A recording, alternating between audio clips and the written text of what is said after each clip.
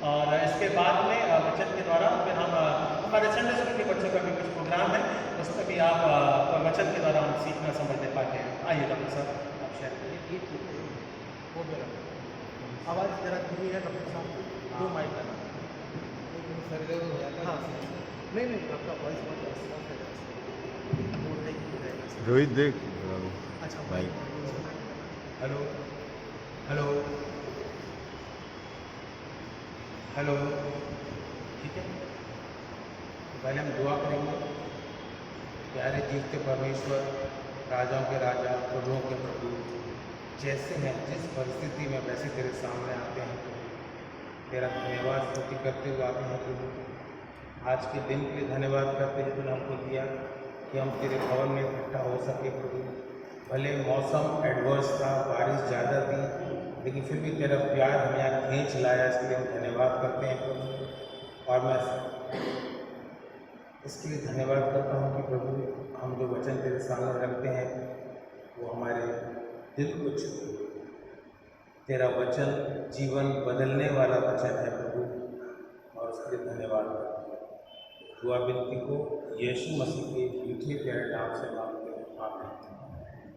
पहले मैं धन्यवाद करना चाहूँगा खुदा परमेश्वर का, फिर हमारे पासवान जी का और पास्टर कमेटी का कि मुझे मौका दिया कि एक ही महीने के अंतराल में फिर से आपके सामने आज खड़ा हो सका।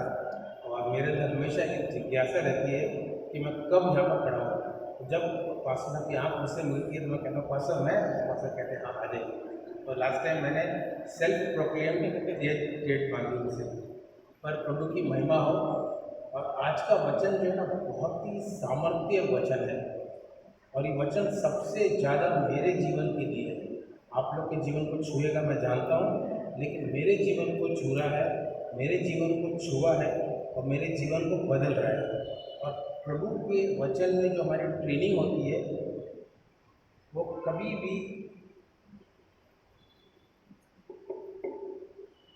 भी पूरी नहीं होती है।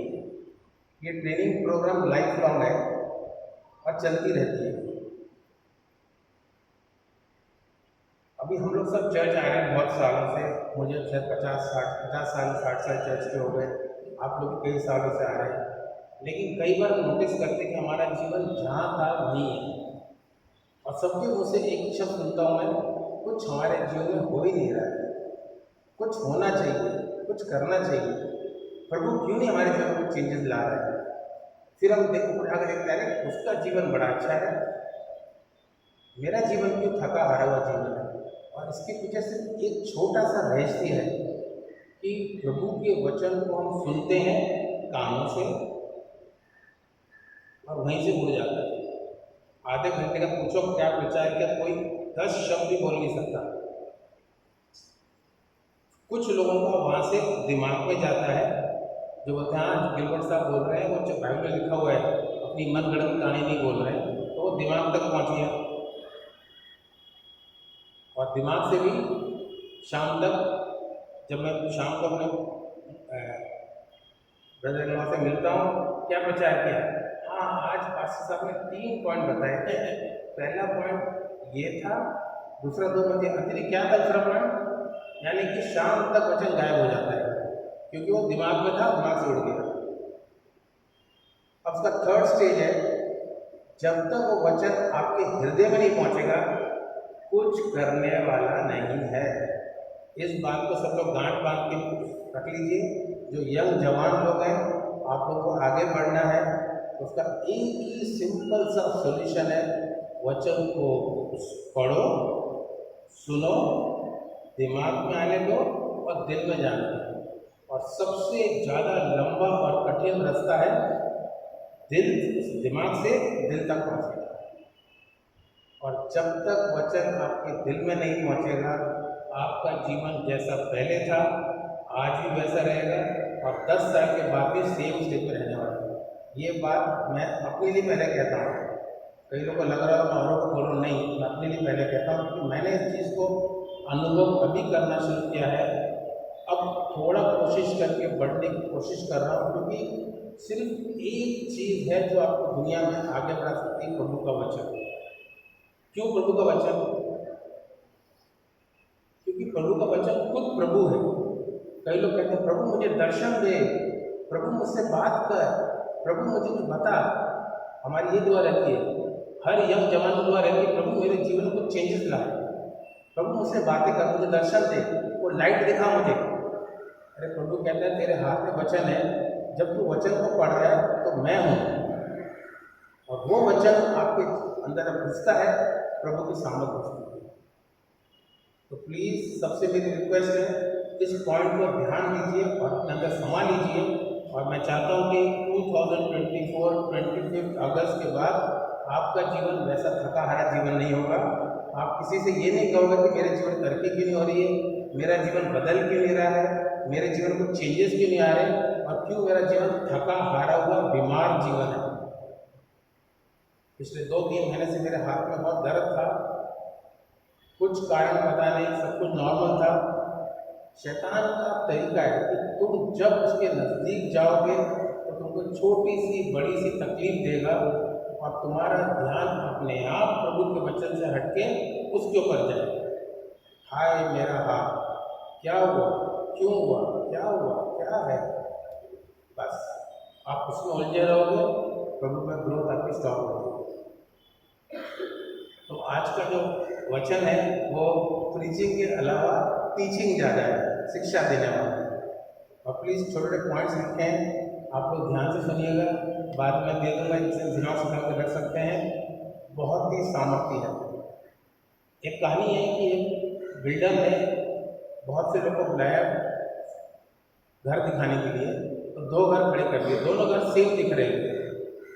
तो उसने कहा आप कौन सा घर चुनना चाहेंगे, ये डेली ब्रेड की ये कहानी मेरी नहीं है, तो कौन सा घर चुनना चाहेंगे। तो दोनों बंगले रखे थे, उसने एक हाई इंटेंसिटी के पंखे जो कि 160 की स्पीड से हवा फेंक रहे थे तूफान की तरह, दोनों घर में छोड़े। पहला घर कुछ मिनटों में उड़ के कूड़े की तरह उड़ के खत्म हो गया, गिर पड़ा। वही हवा दूसरे बंगले पर पड़ती रही, थोड़ा टसमस हुआ, थोड़ा सा खुचट हुई, पेंट निकला, लेकिन स्थिर रहा। तो उस बिल्डर ने पूछा आप कौन सा बंगला लेना चाहेंगे। सबने कहा साहब जो मजबूत है उसको लेंगे, उसमें रहेंगे तो उड़ जाएंगे, खत्म हो जाएंगे, हमारी जिंदगी खत्म हो जाएगी। तो उसने कहा ये क्यों ऐसा है। बोलता है इसको बनाने में मेहनत की गई है और ये इसकी नींव अच्छी है। और यही कहानी बाइबल में लिखी गई है कि एक घर मूर्ख आदमी ने बनाया और एक घर अक्लमंद आदमी ने बनाया। मूर्ख आदमी ने क्या किया, घर बनाया लेकिन उसकी नींव पक्की नहीं रखी, आंधी आया, तूफान आया, घर गिर गया। दूसरे ने उसकी नींव अच्छी रखी और उस घर को बनाया, आंधी आई, तूफान आया, बारिश आई, वो घर स्थिर रहा। अब नींव कैसे बनाई जाएगी। नींव हम बनाते हैं चट्टान के ऊपर, और चट्टान कौन है, हमारा प्रभु यीशु मसीह चट्टान है। जब उस पर हमारी नींव बनी रहेगी, कितना भी आंधी तूफान बारिश आएगा आप हिलोगे नहीं, खुरचट लगेगी, थोड़ा पेन निकल जाएगा, लेकिन आप स्थिर रहोगे। तो फिर कहने का मतलब ये है कि वचन ही है जो आपके जीवन को सामर्थ्य देता है। एक और पॉइंट है, मृत्यु और जीवन हमारी जुबान में है। जो बोलोगे वो होगा। आपने सुबह तक कह दिया आज मैं थका हुआ हूँ, आज मेरी कमर दुख रही है, आज शायद अच्छा दिन नहीं है, मैं काम पे नहीं जाऊँगा, और दिन भर आपका वैसा ही रहने वाला है। उसी टाइम आप करेक्ट करके वो नहीं मैं अच्छा हूँ क्योंकि मेरा परमेश्वर अच्छा है, मैं ठीक हूँ मेरा परमेश्वर स्वर्ग में अच्छा है, और मुझे कोई बीमारी छू नहीं सकती क्योंकि शैतान को परमेश्वर हरा दिया। और उसी टाइम आपका जीवन चेंज हो जाता है। तो जो शब्द आप मुँह से बोलते हो वो आप पर लागू पड़ते हैं। इज़ाक ने अपने 2 बेटों को आशीष दी थी, यीशु को और याकूब को। देनी थी ईसाऊ को क्योंकि वचन के अनुसार जो पहले होता है उसको पहले दी जाती, डबल पोर्शन जैसे दी जाती है। लेकिन जैकूब जो बहरूपिया था वो भेष बदल के आया और आकर उसने प्रभु खाना खिलाया इज़ाक को, और इज़ाक ने उसको सारी आशीष दे दी, और वो आशीष चुपचाप लेके चला गया। उसका ईसाऊ आया तो उसने कहा पिता मैं तेरे लिए खाना लाया। अरे वो कौन था जो पहले आया, मैंने सारी आशीष दे दी। ईसाऊ चीख चीख के रोने लगा। तो मालूम पड़ गया कि जो मेरा भाग था उसके ऊपर चला गया। उसे अब कुछ तो मुझे दे। बोला बेटा मैंने सारी दे दी, अब तू उसका गुलाम रहे। उसने यही कहा कि तेरा भाई तेरा गुलाम रहे। यानी इशाक के शब्द थे वो इतने पावरफुल थे जो उसने उसको आशीष दी और उसकी वजह से पूरी हमारी कौम चल रही है आगे। और कहने का मतलब पहले यहूदी लोगों का ये अभी भी रूल है कि अपने बच्चे को रोज वो सुबह बुलाते हैं और फिर 3-4 तरह की आशीष वचन रोज बोलते हैं। और इसीलिए आप देखो इजराइल सबसे प्रॉस्परस कंट्री है, सबसे इंटेलिजेंट कंट्री है और सबसे ज़्यादा नोबेल प्राइज उनको मिले हैं, सबसे ज़्यादा इन्वेंशन उन्होंने किया है। अमेरिका का 40-50% ट्रेड वो संभालते हैं। साइंटिस्ट नासा उसमें सब वो लोग ही हैं। क्यों? क्योंकि उनके पिता लोग अपने बच्चे को रोज बुला के उस पर अच्छी बातें करते हैं। और हम बोलते हैं तू गधा है, तेरा कुछ नहीं होगा, तू बेकार है, तो बेचारा वैसे ही बन जाता है। अगर उस गधे को कहो तू घोड़ा है, तू फर्स्ट आएगा, तू दौड़ेगा, आगे बढ़ेगा। थॉमस एडिसन जिसने बहुत इन्वेंशन किए हैं, वो स्कूल में जाता था तो उसका दिमाग कुछ एक्स्ट्रा ऑर्डिनरी था, कुछ छोटी पढ़ाई में नहीं लगता था। तो टीचर ने उसको बहुत समझाने की कोशिश की, नहीं समझा। तो टीचर ने कह दिया कि तुमको स्कूल से घर जाओ और एक लेटर लिख के इसको दे दिया। वो लेके घर चला गया। उसकी माँ ने लेटर पढ़ा, उसमें सारी नेगेटिव बातें लिखी। इसका ध्यान नहीं लगता, पढ़ाई में वीक है, मैथ्स नहीं आती, ये नहीं आता, वो नहीं आता, ये क्लास के लिए फिट नहीं है, इसको घर बैठ के पढ़ाओ। उसकी माँ ने क्या किया, उस लेटर को फोल्ड करके अंदर रख दिया। वो बोला बेटा तेरे टीचर ने लिख के भेजा है कि तू क्लास का इतना इंटेलिजेंट बच्चा है कि इस क्लास के लायक तू है ही नहीं, तू सुपर इंटेलिजेंट है, तू बहुत आगे बढ़ेगा। टीचर बोलती है बेटा कुछ है तुझे पढ़ाओ, तू ऑलरेडी सीखा हुआ है। और ये चीज़ को जो आशीष दी, उसने दुनिया में सबसे ज़्यादा इन्वेंशन किए। बल्ब का इन्वेंशन किया और रेडियो का, बहुत चीज़ों का किया, मुझे चीज़ याद नहीं है। तो ये क्यों हुआ? क्योंकि उसकी माँ ने उसका थिंकिंग चेंज किया वचन के द्वारा। जब उसकी माँ मर गई और भात स्वागत की कबड़ खोली तो उसमें वो लेटर मिला जिसमें टीचर ने सारी नेगेटिव बातें लिखी। तो इतना खुश हुआ कि मेरी माँ ने मुझे अच्छी बातें बोली तो मैं इतना पर पहुँच गया। अगर वो भी टीचर की तरह नेगेटिव बोलती तो आज मैं सबसे गधेड़ा इंसान होता। तो कहने का मतलब ये है कि जो शब्द हमारे निकलते हैं वो बहुत ही पावरफुल है, सामर्थ्य है, जीवन को बदलने वाले हैं। और प्रभु हमसे सिर्फ वचन के द्वारा बातें करता है। पहले वो नबियों के द्वारा करता था, औरों के द्वारा करता था, अब प्रभु ऐसा नहीं करता। स्वर्ग से वाणी भी नहीं आएगी, चक्काचौंध लाइट भी नहीं चमकेगी, स्वर्गदूत भी खड़े नहीं होंगे आके। आप प्रभु मुझसे बातें कर, मुझे दर्शन दे, मुझे बता, कुछ होने वाला नहीं है। प्रभु बोलता है वचन खोल, पढ़, ध्यान दे और फिर मनन कर और देख तेरा जीवन बदल जाएगा। तो यहाँ पर हम एक दृष्टांत देते हैं, बीज बोने वाले का दृष्टांत है ना। तो जीसस ने सारी बातें मोस्टली पैराबल्स में कही, क्योंकि वो जानते थे जिसको सीखना है समझना वही ध्यान देगा। चलते फिरते लोगों को क्यों बोलना, तो हर वचन उनका दृष्टांत में होता था। तो उन्होंने बीज बोने वाले का दृष्टांत दिया। और ये जो वचन है बहुत ही पावरफुल है, डीप है, प्रेशियस है और ज़िंदगी को बदलने वाला है। वचन जो एक मोती के समान है, एक हीरे के समान है और वो हमको बहुत ब्लेसेड है और हमको उसको मिल जाता है तो बहुत संभाल के रखना चाहिए। एक जगह लिखा है कि एक बंदे ने अपना खेत खोद रहा था तो उसको बहुत सी हीरे जवाहरात मिले। तो उसने क्या किया, अपनी सारी संपत्ति बेच दी और खाली उसको छुपा के रख लिया, फिर बोला ये मेरे लिए काम आएगा। तो ऐसे ही सिर्फ वचन है, अगर हमारे अंदर आ गया तो वही हमारे जीवन को आगे बढ़ाएगा।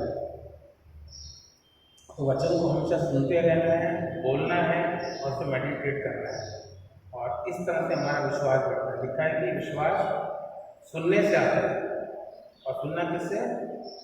बॉम्बे टाइम्स नहीं, सॉरी, वचन के सुनने से आता है। तो अगर सिर्फ वचन सुनोगे तो विश्वास आएगा, दुनिया की चीज़ सुनोगे तो नुकसान आएगा, नेगेटिविटी आएगी। दोपहर को न्यूज़ आती है 100 न्यूज़, मैं उसी टाइम खाना में उठता हूँ तो अंजलि कहती चलो मत वॉक करो, बैठो मत।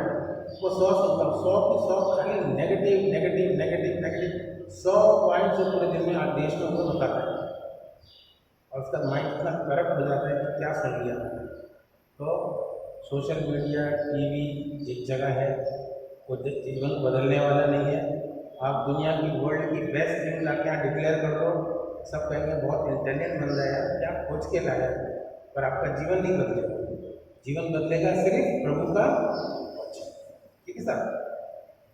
तो word of God has a final situation, और हर चीज़ हमारे वचन जो है वो फाइनल है। अगर मैंने कह दिया तू अच्छा है, तू जिंदगी में बढ़ेगा, तेरे ऊपर प्रभु की आशीष है, तुझे कोई छू नहीं सकता, तो ये वचन जो मैंने बोले हैं तो मेरे मुंह से निकल रहे हैं, तो प्रभु ने कहा है कि जीवन और मृत्यु तेरे जीत के अंदर है। प्रभु की जो सामर्थ्य है पूरे हमारे मुंह में बंद कर रखी है, लेकिन हमारा मुंह दुनिया की हर चीज़ों पे खुलता है, वचन के लिए नहीं खुलता है।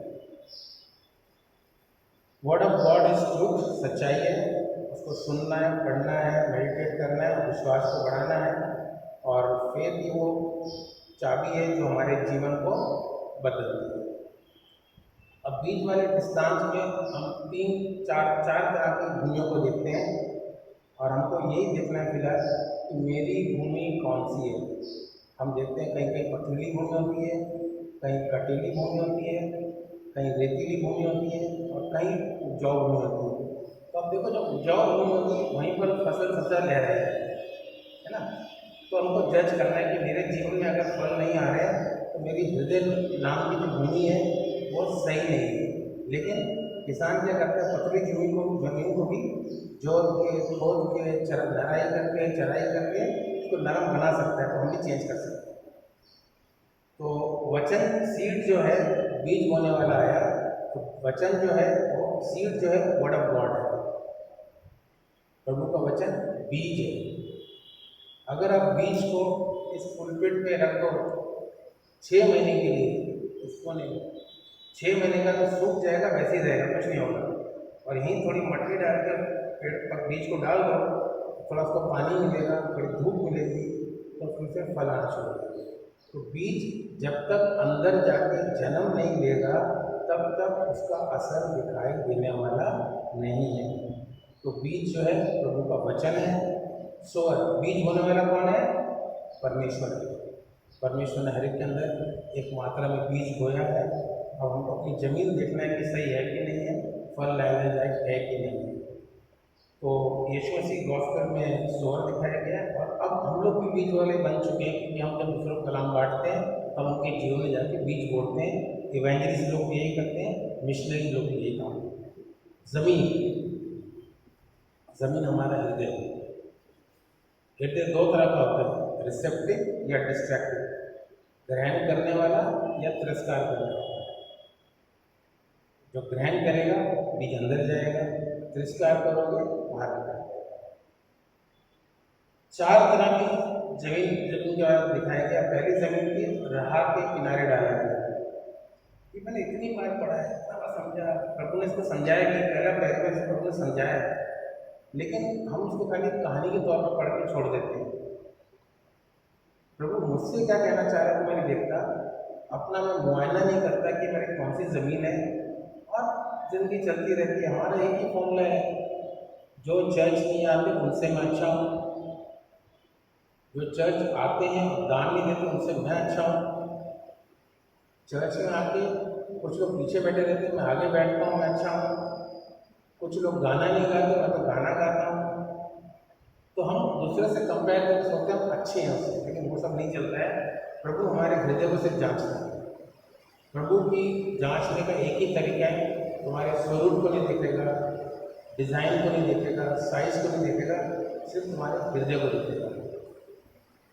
तो जो वेस्ट साइड सॉइल थी उसमें क्या होता है, रस्ते किनारे हमेशा कचरा मट्टी पड़ी रहती है, और उधर लोग चलते फिरते रहते हैं, तो वहाँ बीज डालेंगे तो क्या होगा, वो कचरे में पड़ा रहेगा, लोगों को पैरों के नीचे रौंदा जाएगा और कुछ फल नहीं लाएगा। और कई बार ऐसा होता है कि वो नीचे घुसेगा भी नहीं, तो चिड़िया फर्श से आपको उठा के ले जाएगी। अभी हर जगह चिड़िया लेने तो नहीं आती, इसको शैतान होता है। शैतान ने देखा कि अरे भाई चलो अच्छा है, थोड़ा वचन सुना, इसका दिमाग तो पूरा दुनिया में लगा हुआ है, कचरा पट्टी में है, तो वचन को फट से शैतान उड़ा कर ले जाता है। ये लोग वचन को सुनते हैं और बड़े केयरलेसली और कैजुअली सुनते हैं, उनके कान नहीं लगे रहते। पहले मैं यहाँ चर्च में बैठता था और मेरा रिकॉर्ड था कि हर sermon में मैं सो जाता था, रिकॉर्ड था। पासवान ने कई बार देखा भी, मुझसे कुछ पूछने को आया क्या होता है, every Sunday for that, I don't know why. अभी करीब साल, 1.5 साल, 2 साल से मैं अटेंटिव देखता हूँ। अंजलि ने कहा थोड़ा आगे आके बैठो, पास लोग देखेंगे तो जगह रहो, सो जाते हो। ये मेरी खुद की गवाही है। सब कहते हैं डॉक्टर साहब बहुत धार्मिक है, लेकिन मेरी गवाही दे रहा हूँ मैं हर समय में सोया हूँ। तो क्या वो केयरलेसली रहते हैं, इंटरेस्टेड नहीं है, वो एक फेंस पे बैठे हैं, थोड़ी देर बैठे और मैच देख रहे हैं, मैच खत्म होकर चले जाएंगे, फेंस पे बैठे हुए। चिड़िया आती है, ले जाती है, लेकिन वो इंटरेस्टेड नहीं है। और ये क्रिश्चियन जो है, ऐसे क्रिश्चियन को शैतान बहुत पसंद करता है। ये 50-40 जन चर्च में बैठे हैं, कोई बात नहीं, बैठो आराम से, बाहर तो निकलोगे, मैं खड़ा हूँ तैयार हूँ, इमीडिएटली तुम्हारे अंदर से वचन निकालूंगा। तुम्हारे अंदर वचन नहीं है, तुम्हारा जीवन नेक्स्ट संडे तक वैसे ही रहने वाला है। पासर कितनी मेहनत करके 3 पॉइंट निकालते हैं 2 लगभग 1 वर्ष से, आसान काम नहीं। इतना समझाते हैं, ऊपर से नीचे उतर जाते हैं, नीचे ऊपर चले जाते हैं, इसलिए किसी के दिल में, दिमाग में अंदर पहुंच जाए। अगर इमीडिएटली क्लास से, चर्च से निकलने के बाद छोटा सा क्वेश्चन आंसर हो 2 मिनट का, सब फेल हो जाएंगे, कोई जवाब दे नहीं पाएगा। क्या बताया, फर्स्ट पॉइंट क्या था सर, मैं बोला बच्चा पास्टर को, पास्टर 3 पॉइंट बता के चले जाते हैं, उसको रिव्यू नहीं करते, फिर हम भूल जाते हैं। तो आजकल वो रिव्यू भी करते हैं, 3 पॉइंट, पहला पॉइंट, दूसरा पॉइंट, तीसरा पॉइंट, लेकिन घर पहुँचते पहुँचते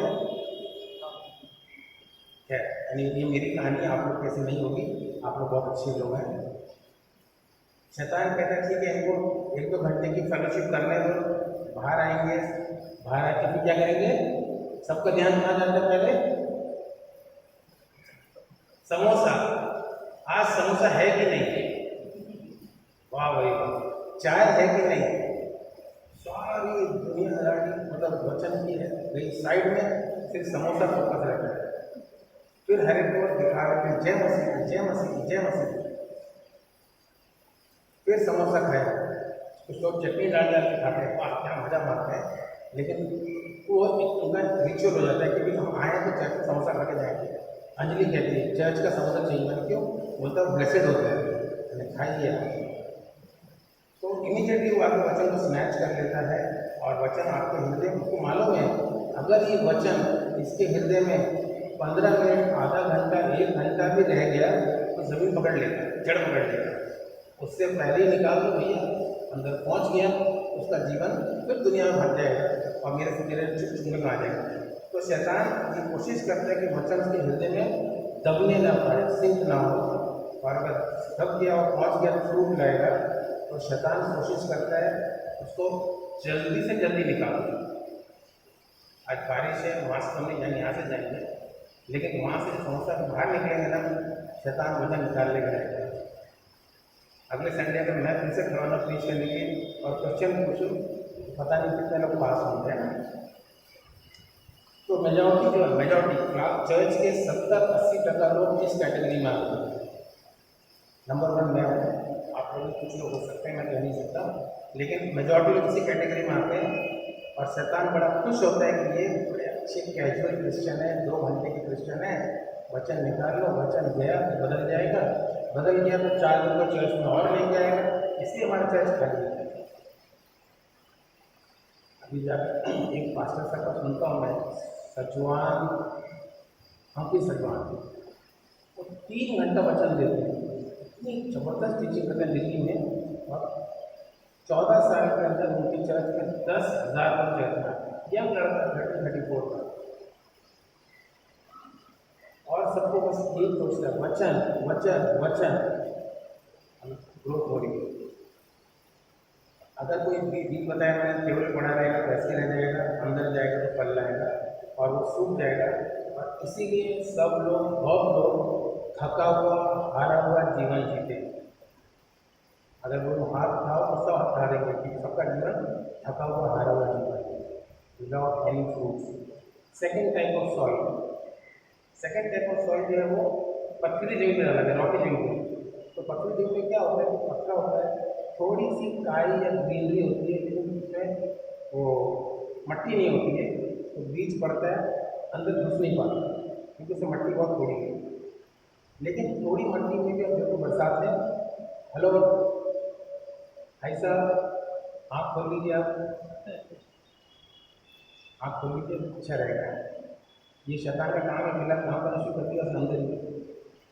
तो ये क्या होता है कि रॉकी सॉइल जो हमारा हृदय है उससे वचन पड़ता तो है, लेकिन थोड़ा सा उठता है और वहीं सूख जाता है, और प्लांट सूख जाता है, तो उसमें मॉइस्चर नहीं। मॉइस्चर कैसे आएगा? जब आप प्रभु से संबंध करोगे, वचन को पढ़ोगे, फेलोशिप करोगे। वचन को सीखने का सबसे अच्छा तरीका है पढ़ो, सुनो और समझाओ। मैं जो भी पढ़ता हूँ 5 मिनट में सारांश अंजलि को बताता हूँ, और ये नहीं सिखाना चाह रहा हूँ, बेसिकली दोहरा के मैं उसको और अंदर जब्त करने की कोशिश करता हूँ।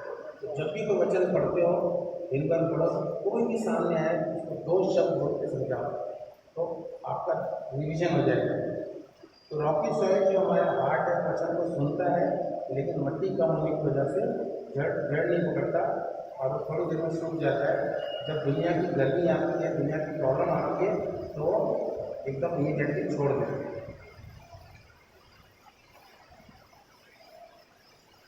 उनका कभी विश्वास बन ही नहीं पाता, कि विश्वास तो वचन सुनने से आता है और सुनना मधुर वचन। जब वचन पढ़ा सुना नहीं, विश्वास कहाँ से आएगा? विश्वास नहीं आएगा। क्रिश्चियनिटी का सबसे बड़ा प्रिंसिपल है लाइफ को, वह विश्वास। हम लोग विश्वास से क्रिश्चियन बने, विश्वास से बचाए गए, विश्वास से ही स्वर्ग में जाएंगे, और विश्वास करते हैं तो हमारे जीवन काम कर रहा है। तो विश्वास ही हमारे जीवन की आधार है, आधार कार्ड है। लेकिन जब वचन को सुनेंगे नहीं, अंदर जाएगा नहीं, विश्वास बनेगा नहीं, जीवन वैसे रह जाएगा। वो लोग अपनी लाइफ को वर्ल्डली चीज़ों में देखते हैं कि वर्ल्ड में कैसा चल रहा है, कोई बुरी न्यूज़ आई है उसको पकड़ के रखेंगे पूरे हफ्ते। ये न्यूज़ मैंने कहीं से पकड़ी है और मुझे मेरा कोई दोस्त मिलेगा उसको बतानी है। ये हमारे साथ होना, बुरी न्यूज़ को हम कोशिश करते हैं जितना लोग बता सके उतना अच्छा है। अरे भाई कलकत्ता में ऐसा हो गया, बदलापुर में ऐसा हो गया, लेकिन प्रभु का वचन जो काम करेगा वो नहीं शेयर करते। तो फेथ जो है वो पर्सनल रिलेशनशिप में हमारा खुदा के साथ जो धीरे धीरे डेवलप होता है, और जितना टाइम हम प्रभु की उपस्थिति में बिताएंगे उतना ही हमारा फेथ बढ़ता जाएगा और हम शैतान के चुंगल से बच सकते हैं। एक बात बता दूँ, पहले शैतान पॉवरफुल भी था और अटैक भी करता था। अभी शैतान खाली हमारे मन में शक डालता है, डर डालता है, कुछ कर नहीं सकता, क्योंकि शैतान ऑलरेडी क्रूस पे हरा दिया गया है। तो सिर्फ एक मधुमक्खी की तरह है, जिसका डंक टूट चुका है, वो घुन घुन करके पास में आएगी, हम डरते जाएंगे, लेकिन कुछ कर नहीं सकते। लेकिन जब प्रभु का वचन रहेगा तो शैतान कुछ नहीं करता। तीसरी तरह की भूमि है जो कि झाड़ियों और कटीले जमीन, कटीले में डाली गई है। वहाँ भी वो जल्दी उगेंगे, क्योंकि झाड़ियाँ उग रही हैं तो जमीन थोड़ा ठीक ठाक होगी, तो झाड़ियाँ उग रही हैं, लेकिन उसमें गिरने के बाद उग जाती हैं, लेकिन वो झाड़ियाँ जो है उनको चौक कर देती हैं, दबा डालती हैं, पनपने नहीं देती। इसलिए जब कोई खेत लगा बोते हैं तो उसमें घास भी निकल आती है, क्या करते हैं फट घास को निकालते हैं, जंगली कटियों निकालते हैं, नहीं तो वो पेड़ को बढ़ने नहीं देती। तो ऐसे ही हमारा वचन हमारे अंदर गया, लेकिन जो दुनिया की चिंताएं हैं वो हमें उसको कटीले की तरफ से दबा डालती हैं। तो ये लोग ऐसे हैं जो वचन को बहुत ग्लैडली सुनते हैं, क्योंकि कई लोग आते हैं चर्च में बहुत इंटेंशनली आते हैं कि मैं आज कुछ सीख के जाऊँगा, मैं जिस भूख और प्यास से आया हूँ भूखा और प्यासा नहीं जाऊँगा, और अपने जीवन में सामर्थ्य वचन को लेके जाऊँगा। लेके ग्लैडली हैं, लेकिन जैसे बाहर निकलते हैं कॉल आता है, आज उधर ऐसा हो गया, कल तुमको वहाँ जाना है, ये हुआ, तो दुनिया की फिक्रे चिंते कटीले जो हैं वो हमको फिर दबा डालते हैं। और दुनिया में लोगों को रिचेस हैं, जो अमीरी है, सक्सेस है, वो सब चीज़ें उसको दबा डालती हैं और फ्रूट नहीं। चौथी जमीन सबसे अच्छी ज़मीन है, मैं विश्वास करता हूँ, प्रार्थना करता हूँ कि सबकी ज़मीन चौथी ज़मीन होती है। और चौथी ज़मीन कौन सी है? कुछ बीज अच्छी ज़मीन पर गिरे और वो फल लाए 30 गुना, 60 गुना, 100 गुना, अलग अलग फसल है, पर फल तो लाए कम से कम। अगर मैं आपको कोई पेड़ दिखा दूँगा, आपने पेड़ को कभी देखा नहीं है, तो कभी बता नहीं पाओगे किस चीज़ का पेड़ है, जामुन का पेड़ है, आम का पेड़ है या किसी और चीज़ का पेड़ है। लेकिन उसमें फल लगे रहेंगे तो फट से कहोगे जामुन का पेड़ है, ये आम का पेड़ है। तो इंसान की पहचान उसके फल से होती है, शरीर के दिखने से नहीं होती। वो किस तरह के फल लाता है उससे उसकी पहचान होती है। लोग उससे पहचानते हैं यहाँ पर ये प्रभु का बंदा है, इसके जीवन में उत्तम फल आ रहे हैं। तो गॉड उसको कहते हैं गुड सॉइल, अच्छा घर। अब अच्छी ज़मीन क्या है? थोड़ा सा चंद मिनट में करेंगे, टाइम हो गया।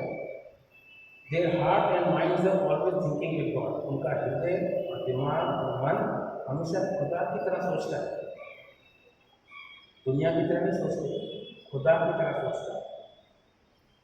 और वर्ड को बार बार सुनते हैं और उसको डेवलप करके प्लान करते हैं। अभी हमने कुछ स्टार्ट किया था, 2 दिन तक बंद हो गया। एक वचन आप निकालें, उसको एक हफ्ते दिन में 20 बार, 15 बार बोलते जाओ। धीरे धीरे तुम्हारे अंदर ऐसा वो जब्त हो जाएगा कि वो फल है। वो पास्टर कहता है उसको इतना कर्जा था, वो सुसाइड करने जा रहा था, उसको रोज कॉल आ रहे थे, उसको एक वचन मिला, इफ्सियों 1:3, blessed be the God the father of our Lord Jesus Christ who has blessed us with all spiritual blessings in heavenly places in Christ Jesus। इस इंग्लिश में हिंदी में पढ़ सकते हैं, इफ्सियों 1:3। तो इस वचन को मैं कोशिश कर रहा हूँ रोज बोल के, क्योंकि मुझे भी कुछ कर्जे से बाहर निकलना है, कुछ प्रॉब्लम से बाहर निकलना है, तो इस वचन को पकड़ के चल रहा हूँ। एक चर्च में काफ़ी लोग आए तो उस पास्टर थोड़ा जल्दी आ गए, पूछा मिस्टर स्टैनली आप चर्च में क्यों आए? प्रेयर करने। आप क्यों आए? वर्शिप करने। तो उसका मतलब बेसिकली तब जानना चाह रहा था तुम्हारे अंदर क्या ख्वाहिश है, क्या रिक्वेस्ट लेके प्रभु के पास आए हो, क्या बोझ लेके आए हो। तो हम लोग कैजुअली चर्च में आते, बस ठीक है, घुसना है, दिखाना है, हाय हेलो करनी है, कभी बाहर कभी अंदर शेयर करना। जैसे मैंने और संसद भाई ने अंदर हाथ हिला लिया, फिर तसल्ली हो, उन्होंने मुझे देखा, मैंने उसको देखा और प्यार हो गया। तो ये चीज़ें खैर, तो जो वचन है वो हमारे कान में रुकना नहीं चाहिए।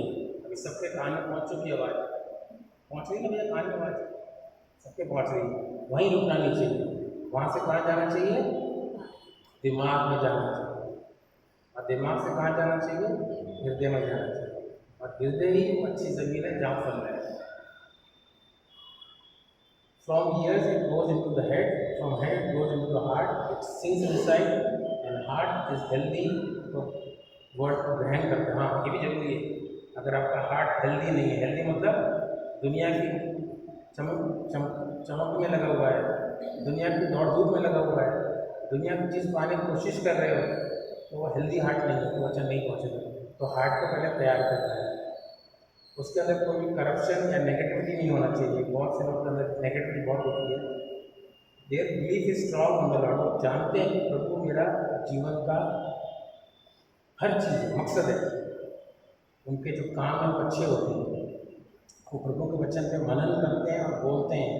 वो प्रभु के वचन को सुनते हैं, चबाते हैं और उसका जूस अपने अंदर ले लेते हैं। जैसे गाय घास फट खा जाती है, तो जाके बैठ जाती है, फिर वो क्या करती है, निकालती है, तो जुगाली करती है। तो मनन करने का मतलब ये मटन करना, च्यू करना है। They believe God word is true, और वो वचन को जो है ना बहुत उत्सुकता से ढूंढते हैं। जब इजराइलियों को मिस्र से निकाल के लाए और उनको तकलीफ हुई, तो प्रभु ने ऊपर से क्या भेजा? उनके खाने के लिए मन्ना भेजा। अब मन्ना रोज आती थी, तो हर एक जन सुबह उठ के ताक में खड़ा रहता था कि अब मन्ना आएगी, मैं खाऊंगा तो मेरे घर में खाना होगा। तो उनके लिए आप लालना थी कि मैं खड़ा होगा तो आपको मिलेगी तो नहीं मिलेगी।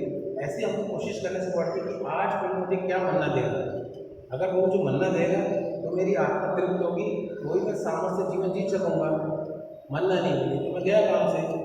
तो मन्ना को रोज सवेरे ढूंढना है, पकड़ना है, रखना है। और मन्ना को बताया गया कि जिसने ज़्यादा ले ली, वचन ज़्यादा लोग नुकसान नहीं होगा, लेकिन अगले दिन के लिए खराब होगा। यानी रोज की मन्ना हम रोज लेनी है। गिव अस दिस डे और daily bread. They believe word of God is truth. उनका विश्वास कितनी भी तकलीफ आने से भटकता नहीं है, जिसकी अच्छी जमीन होती है वो उसको एक हीरे की तरह संभाल के रखते हैं। हर एक के घर में लॉकर होगा, कबर्ड होगी, अपनी कीमती चीज़ छुपा के रखते हैं। जैसे कि मैं अपने पेन बहुत संभाल के छुपा के रखता हूँ, किसी को दिखाता भी नहीं हूँ, लेकिन पेन मेरा जीवन नहीं बदलेगा। यही अगर प्रभु का वचन छुपा के रखूँ तो मेरा जीवन और बदल सकता है। अपने हार्ट की वो सुरक्षा करते हैं कि उसको कोई अटैक ना आना पाए शैतान। वो प्रभु की बात जोड़ते हैं शांति के साथ, धीरज के साथ। उनकी जिंदगी आशीषित होती है, फल लाती है, किसी को 30 गुना, 60 गुना, 100 गुना। खाली नहीं जाती, लाती जरूर है। उनकी ज़िंदगी पहले जैसी नहीं होती। वो प्रभु की नॉलेज और अनुग्रह में बढ़ते हैं। वो जानते हैं कि यीशु मेरा ऊंचा गढ़ है, जिससे मैं शरण ले सकता हूँ। वो ये भी जानते हैं कि हम यीशु मसीह में छिपे हुए हैं और यीशु मसीह हमारे अंदर बना हुआ है। बहुत इंपॉर्टेंट आयत है, we are hidden in Christ and Christ in us. तो मेरा जीवन दुनिया के किसी के हाथ में नहीं है, प्रभु के हाथ में है। और प्रभु की चीज़ें को छू नहीं सकता। जब हम डरते हैं ना, रोड क्रॉस करेंगे ऐसा हो जाएगा, कुछ नहीं होगा, कि हम प्रभु के अंदर छुपे हुए हैं और प्रभु हमारे अंदर है, तो हमारा जीवन लट्ठू गया तो ऐसा नहीं है, बहुत स्ट्रॉन्ग जीवन है। प्रभु उसकी पवित्र आत्मा हमें एक मैच्योर क्रिश्चियन बनाती है।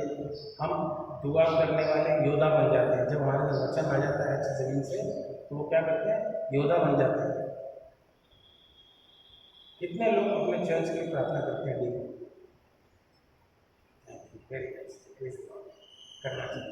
ये हमारी कलीसिया है, वो अपने जीवन के द्वारा प्रभु की महिमा देते हैं। और उनका जो जीवन है एक मकसद का होता है। एक होता है ना, चल रही है कैसे कर, बढ़िया है, कट रही है, ठीक है, कुछ होता नहीं, चल रही है गाड़ी। It's not the way God person should be. You should be purpose driven. हाँ, भले दुनिया की नज़र में आगे नहीं बढ़ूंगा मैं, मेरे जेब में पैसे ज़्यादा नहीं होंगे, मेरे तन पे पॉश कपड़े नहीं होंगे, लेकिन प्रभु की नज़र में बहुत बहुमूल्य होंगे। उसका ध्यान देना है। They live abundant life. All people look alike. दुनिया में इस चर्च में सब सेम नज़र आ रहे हैं। सब नहा के आए, सब साफ कपड़े पहन के आए, सब बाल बना के आए, खुशी खुशी आए, सब सेम है।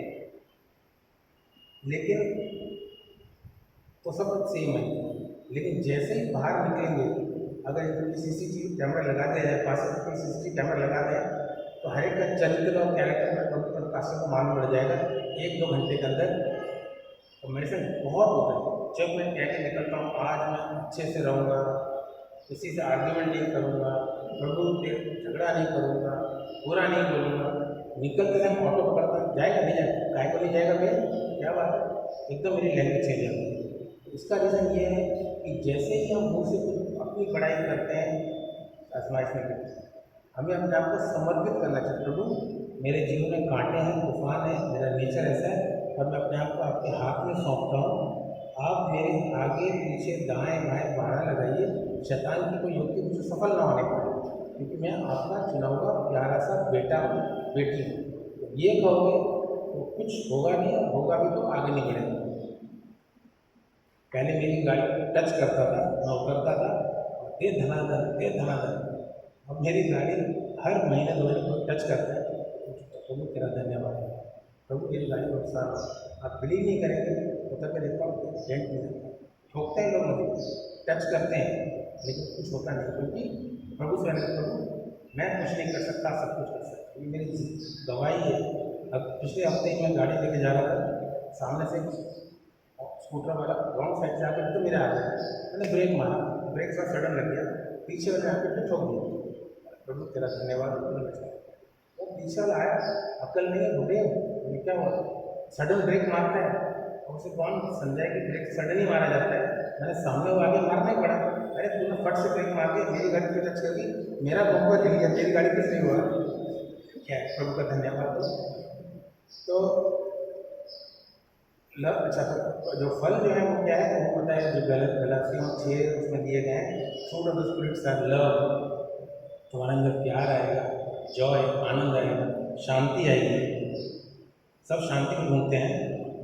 हमारे घर में एक भाई काम करते, पहले शांति में बड़े खुश थे, हमारे घर में शांति है, लेकिन वो शांति नहीं चाहिए, प्रभु की शांति चाहिए। देन लॉन्ग सफरिंग, यानी हम धीरज रखेंगे, kindness, goodness, faithfulness, gentleness, self control. बस लास्ट द फ्रूट्स जो है वो धीरे धीरे डेवलप होते हैं, एक साथ जल्दी डेवलप नहीं होते और धीरे धीरे लोगों को दिखते हैं।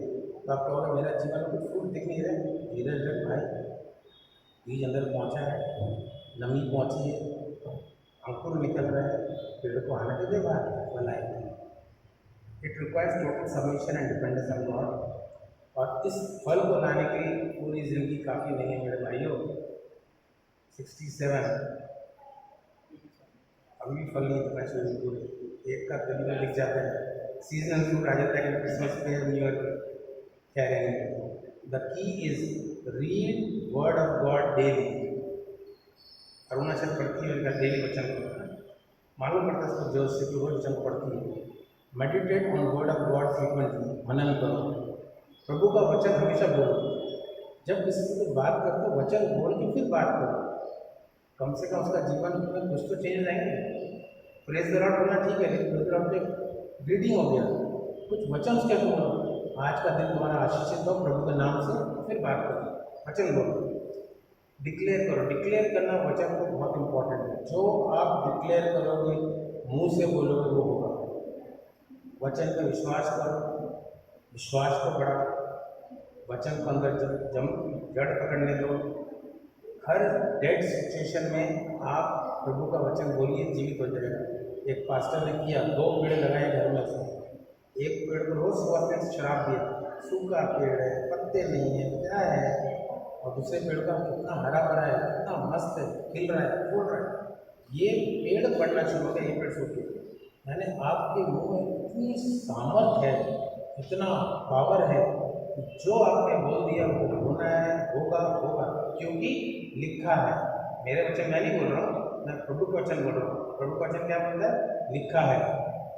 शैतान को प्रभु ने कैसे हराया? 3 आजमाइश है, लिखा है, लिखा है, लिखा है। तो लिखा वचन को बोलिए।